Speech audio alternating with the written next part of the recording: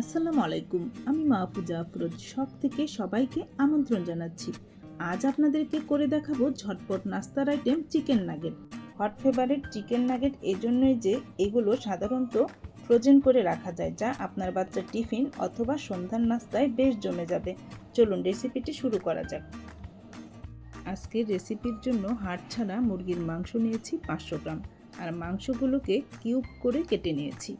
এখানে পাউরুটি নিয়েছি 5 পিস, আর এই পাউরুটিগুলোর সাইডগুলো কেটে নিচ্ছি। সাইডগুলো কাটা হয়ে গেলে তারপর পাউরুটিগুলোকে টুকরো করে কেটে নেব। সাইডগুলো কেটে নেওয়া হয়ে গিয়েছে, এখন পাউরুটি টুকরো করে কেটে নিচ্ছি। সবগুলো পিসই টুকরো করা হয়ে গিয়েছে। এখন একটা ব্লেন্ডার জাগে প্রথমে আমি পাউরুটির টুকরোগুলো দিয়ে দিচ্ছি। পাউরুটির টুকরোগুলো দেওয়া হয়ে গিয়েছে। ওই জাগে থেকে মাংসগুলো ধুয়ে পানি ঝরিয়ে রেখেছিলাম সেগুলো দিয়ে দিলাম। 1 চামচ দিয়ে দিলাম জিরা বাটা, 1 চামচ আদা বাটা, 1 চামচ রসুন বাটা, আর দিয়ে দেবো এখানে 1 চা চামচ মরিচের গুঁড়ো। ধনিয়ার গুঁড়ো দিয়ে দিলাম আমি 1/2 চা চামচ। এখানে আস্তই দিয়ে দিব সাদা গোলমরিচ। আপনাদের কাছে পাউডার থাকলে পাউডারটাও ব্যবহার করতে পারেন। লবণ দিয়ে দিলাম স্বাদ মতো। সব উপকরণগুলো দিয়ে খুব ভালোভাবে ব্লেন্ড করে নিয়ে এসেছি। কেমন করে ব্লেন্ড করেছি সেটা আপনাদের কাছ থেকে দেখিয়ে দিচ্ছি। একদম মিহিভাবে ব্লেন্ড করা হয়ে গিয়েছে। এখন বোর্ডে নিয়ে নিলাম।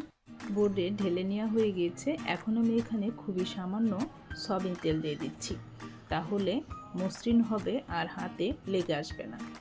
বোর্ডে সমানভাবে ছড়িয়ে দিচ্ছি। খুব ভালোভাবে সমানভাবে ছড়িয়ে নেওয়া হয়ে গেলে তারপর সাইডগুলো কেটে সমান করে নেব। আমার ভিডিওগুলো ভালো লাগলে অবশ্যই লাইক কমেন্ট করে শেয়ার করে দেবেন। সম্ভব হলে ফ্রেন্ড এবং ফ্যামিলির সঙ্গে শেয়ার করবেন। আমি কিন্তু চাকুটাতেও একটু তেল লাগিয়ে নিয়েছি, তাহলে কাটার সময় আর লেগে আসবে না। কাজটা কীভাবে করছি আশা করছি আপনারা স্ক্রিনে দেখে বুঝে নিতে পারছেন। আশা করছি আজকের রেসিপিটা আপনাদের কাছে অনেক ভালো লাগবে। ভালো লাগলে অবশ্যই লাইক কমেন্ট করে শেয়ার করে দেবেন। এই নাগেটগুলো বানিয়ে নিতে সময় লাগে খুবই কম, আর দুর্দান্ত খেতে হয়। একবার তৈরি করলেই বুঝতে পারবেন, বাচ্চারা ভীষণ পছন্দ করে। এই নাগেটগুলো ফ্রোজেন করে রেখে দিলে ডায়াবেটিস রোগী ঘরে থাকলে তাদেরকে নাস্তা হিসাবেও ভেজে দিতে পারবেন। প্রোটিনে ভরপুর মজার এই নাস্তাটা ছোট বড় সবারই ভীষণ পছন্দ হবে। আর এই নাস্তাটা বানিয়ে নিতে খরচও কিন্তু অনেক কম। নাগেটে এখন ব্রেড ক্রাম্ব লাগিয়ে নেওয়ার পালা, আর সেজন্য প্রথমে একটা ডিম নিয়ে নিলাম। 2 টেবিল চামচ লিকুইড দুধ দিয়ে দিলাম, স্বাদ মতো লবণ দিয়ে দেব। খুব ভালোভাবে ফেটিয়ে নিচ্ছি। ফেটিয়ে নেওয়া হয়ে গিয়েছে। এখন আগে থেকে যে নাগেটগুলো বানিয়ে রেখেছিলাম সেগুলো প্রথমে ডিমে চুবিয়ে তারপর ব্রেড ক্রাম্বে গড়িয়ে নিব। আর এই কাজটা যেভাবে আমি করছি সেভাবেই করতে হবে, তাহলেই কাজটা সহজ হবে।